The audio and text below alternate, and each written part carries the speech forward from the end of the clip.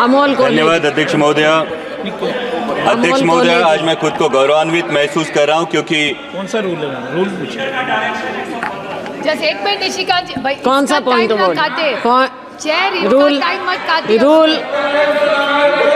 Rule number हाँ। निकाल। Speaker का डायरेक्शन। 1 मिनट। ये कुछ भी टाइम पास है। Yes, okay, thank you. 115। हाँ, ठीक है।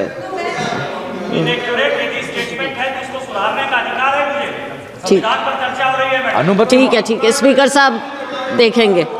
आइए, अमोल कॉलेज। Thank you. धन्यवाद अध्यक्ष महोदय। अमोल कॉलेज। स्पीकर साहब देख लेंगे जो आपने कहा है। स्पीकर साहब देखेंगे जो आपने कहा है। ठीक है, धन्यवाद अध्यक्ष महोदय। अध्यक्छ महोदय, आज मैं खुद को गौरवान्वित महसूस कर रहा हूं क्योंकि आज मुझे एक ऐसे ऑर्डर लाओ यार, don't start before. Please bring house in order. Never disturb a single speaker. Amol speaker साहब देख लेंगे जो आपने पॉइंट ऑफ ऑर्डर उठाया है वो देख लेंगे। आप चेयर को इंटिमेट करना चाहते हैं? चलिए। चेयर की रोलिंग ही समझ सुन रहे हैं आप? टाइम मत काटिए। हाँ, it's not his fault. College जी। धन्यवाद अध्यक्ष महोदय। आज मैं खुद को गौरवान्वित महसूस कर रहा हूं क्योंकि आज मैं एक ऐसे दस्तावेज पे अपनी बात रखने का मुझे सौभाग्य प्राप्त हुआ है जो हमारे लोकतंत्र की प्रेरणा है और हर भारतीय के जीवन का मार्गदर्शक तत्व भी है। अध्यक्ष महोदय, जब हमें आजादी मिली तब कई देशों ने हमारा मजाक उड़ाया था, हो क्या रहा है? लेकिन गर्व की बात है कि इतना खंडप्राय देश होने के बावजूद आज हम विश्व के सबसे बड़े लोकतंत्र के रूप में लगातार प्रगति की ऊंचाइयों को छू रहे हैं। और इसका एक प्रमुख कारण है संविधान, जो हमें व्यक्ति केंद्रित नहीं बल्कि राष्ट्र समर्पित होने की सीख देता है। अध्यक्ष महोदय, मैं उस महाराष्ट्र की भूमि से आता हूं जहां 350 साल पहले छत्रपति शिवाजी महाराज ने एक आदर्श प्रस्तापित किया था, रयतेच राज्य स्वराज्य। छत्रपति शिवाजी महाराज के स्वराज से ज्यादा वैभवशाली, ज्यादा बड़े कई साम्राज्य निर्माण हुए और हस्तगत भी हुए, लेकिन आज भी 350 साल बाद छत्रपति शिवाजी महाराज के स्वराज का नाम लिया तो हमारा भी सीना 56 इंच का होता है। और इसका कारण है छत्रपति शिवाजी महाराज के स्वराज को मिला नैतिक अधिष्ठान, और वही प्रेरणा संविधान में भी प्रतीत होती है। समता, बंधुता और स्वतंत्रता के नैतिक अधिष्ठान पर मानव का उत्थान और मानवता का कल्याण। और इसीलिए संविधान के निर्माण में योगदान देने वाले हर उस व्यक्ति के प्रति मैं कृतज्ञता व्यक्त करता हूं और उन्हें आदरपूर्वक नमन करता हूं। अध्यक्ष महोदय, जब हम अमृतकाल की बात करते हैं, जब अमृत की बात हो तो हलाहल की बात तो निकलती है, और जब हलाहल की बात निकले तो मंथन तो होना चाहिए। लेकिन मेरा ये मानना है कि इस मंथन में पुराने जख्मों को कुरेदने से अच्छा है कि वर्तमान का परीक्षण करें और भविष्य का अवलोकन करें। अध्यक्ष महोदय, संविधान ने संसद को संवैधानिक व्यवस्था में प्रमुख स्थान दिया है, लेकिन दुर्भाग्य की बात है कि कई बार हम संसद को राजनीतिक अखाड़े में बदला हुआ अनुभव करते हैं। व्यक्तिगत टिप्पणियां और नारेबाजी की वजह से कई बार संसद की कार्यवाही भी स्थगित करनी पड़ती है। किसी नेता का किसी पूंजीपति से क्या संबंध है, कौन नेता किसकी फ्लाइट में कहां गया, या किस विदेशी नेता ने किस नेता को डोनेशन दिया, इन बातों से हमें लगता है ये महत्वपूर्ण होना चाहिए कि हमारे देश के किसान की, नौजवान की, आम आदमी की आवाज यहां उठाई जाती है या नहीं, उसकी समस्या का यहां समाधान होता है या नहीं। अध्यक्ष महोदय, हम देश हित के मुद्दों पर चर्चा चाहते हैं, बहस चाहते हैं, ना कि राजनीतिक नारेबाजी।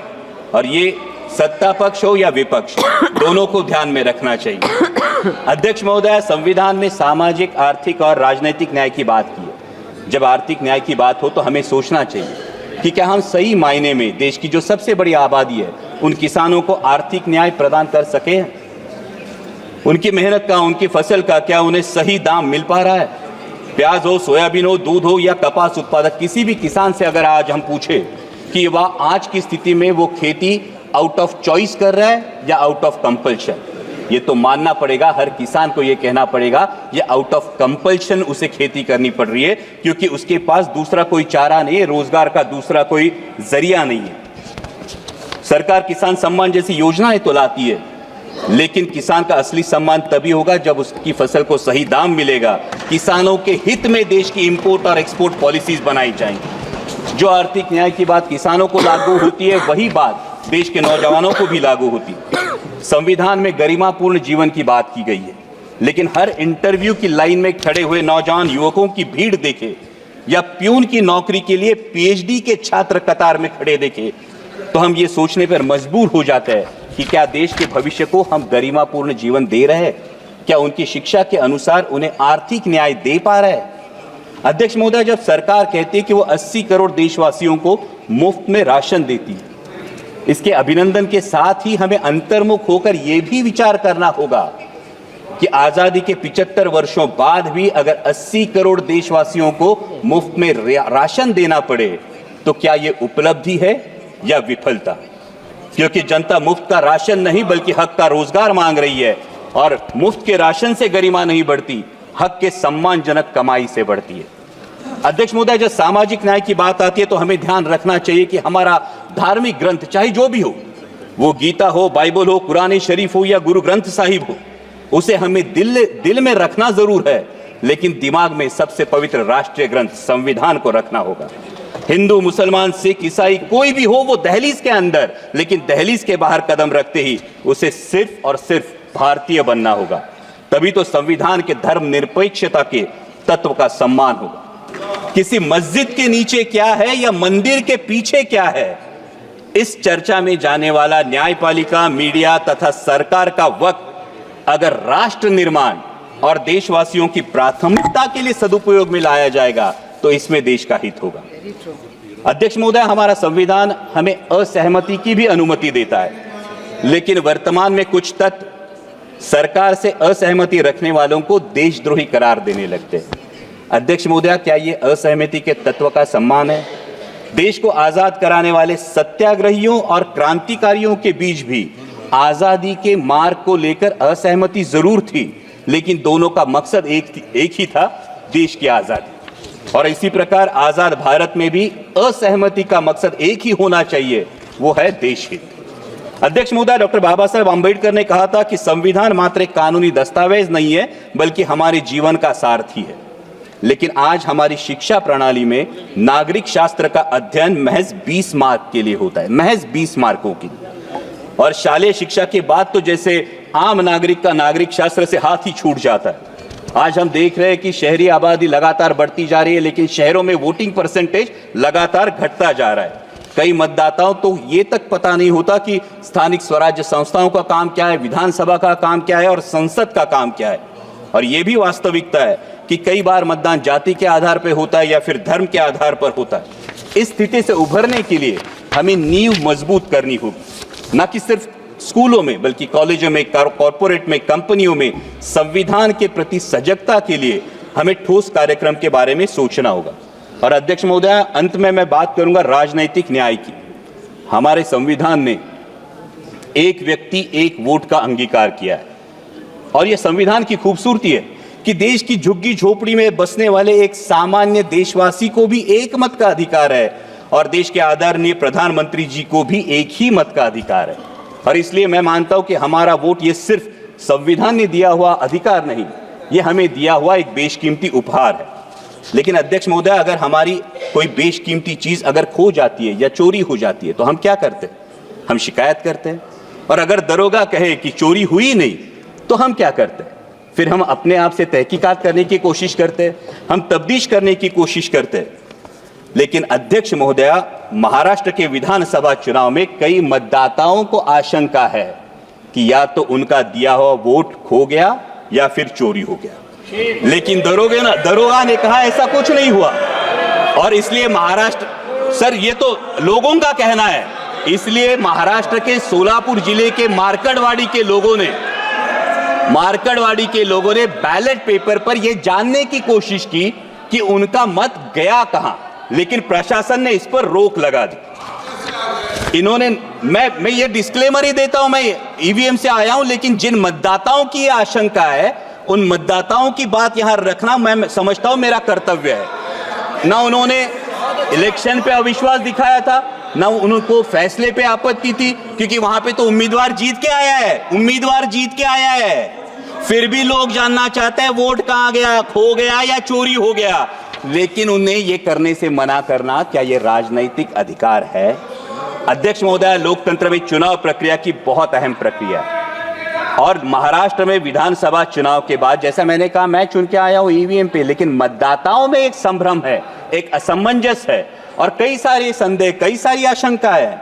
लोकसभा चुनाव के बाद महज 6 महीनों में लाखों मतदाताओं के नाम मतदाता सूची में जुड़े हैं और इलेक्शन कमीशन बार बार मांग करने के बाद भी ये सूची विपक्ष को नहीं सौंप रही है। उसी के साथ में जो सुप्रीम कोर्ट की गाइडलाइंस थी, जो 5% वीवीपैट कंट्रोल यूनिट और बैलेट यूनिट का वेरिफिकेशन होना था, ये सुप्रीम कोर्ट के गाइडलाइन के बावजूद अचानक इलेक्शन कमीशन ने नई एसओपी जारी की है जिसमें ये वेरिफिकेशन नहीं होगा बल्कि पूरी मेमोरी बर्न करके सिर्फ उसमें मॉक पोल कराया जाएगा। तो इससे असमंजस और भी बढ़ जाता है। हमारी मराठी में कहावत है, कर नाही त्याला डर कशाला, कुछ किया ही नहीं तो डरते क्यों, हाथ कंगन को आरसी क्या। और इसलिए अध्यक्ष महोदया, ये शंका उत्पन्न होती है, क्या कुछ छुपाने की कोशिश हो रही है? क्या दाल में कुछ काला है या पूरी दाल ही काली है? अध्यक्ष महोदय, लोकतंत्र की मजबूती के लिए जनता का, ये हम और उनकी बात नहीं है, सत्ता पक्ष विपक्ष की बात नहीं है अध्यक्ष महोदया, लेकिन लोकतंत्र मजबूत रहने के लिए जनता का चुनावी प्रक्रिया पर विश्वास कायम रहना बहुत जरूरी है। और चुनाव आयोग का गठन ही फ्री और फेयर इलेक्शन के लिए हुआ है। इसलिए आपके माध्यम से मेरी दरखास्त है कि 5% ईवीएम में मॉक पोल की जगह वोट वेरिफिकेशन कराया जाए और साथ ही में चुनाव प्रक्रिया में अधिक पारदर्शिता लाने के लिए ईवीएम का लॉग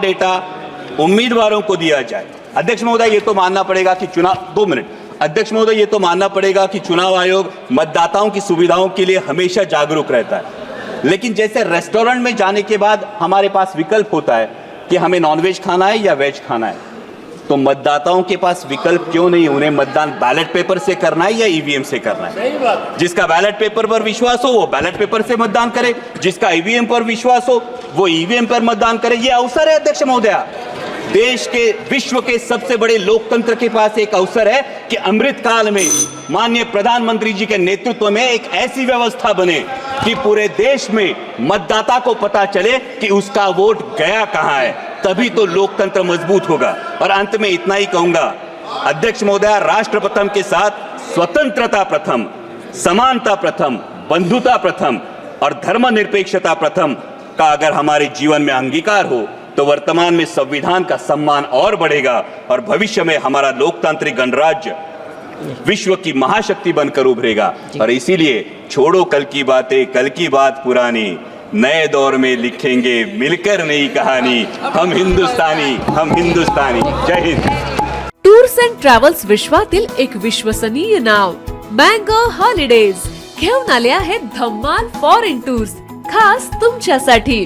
एक्झॉटिक युरोप 17 रात्री 18 दिवस, साऊथ आफ्रिकन सफारी 9 रात्री 10 दिवस, नॉर्दर्न लाइट्स 8 रात्री 9 दिवस, दुबई अबुधाबी 5 रात्री 6 दिवस, व्हिएतनाम कंबोडिया 8 रात्री 9 दिवस। तर आजच आपली सीट बुक करा आणि आपल्या फॉरेन टूर्स मेमोरेबल करा। मँगो हॉलिडेज म्हणजेच अविस्मरणीय सहलीचा अनुभव। मँगो हॉलिडेज, चौथा मजला, स्वोजस कॅपिटल अतिथी रेस्टॉरंटच्या वर, लॉ कॉलेज रस्ता, पुणे 4। संपर्क पुणे 83 839 505 किंवा 80 80 81 74 54। मुंबई 83 839 503 किंवा 96 53 18 74 78। Come on guys, hurry up. यार सुन ना, एक ब्रेक ले लेते हैं। Guys, I'm telling you, तुम लोगों को सही से ट्रैकिंग नहीं आता। But that's okay, you can learn. रोज का ढक्कन देना। तो ये रेड वाला है, सही वाला देना। अबे ढक्कन, पहले तो सही पानी पीना।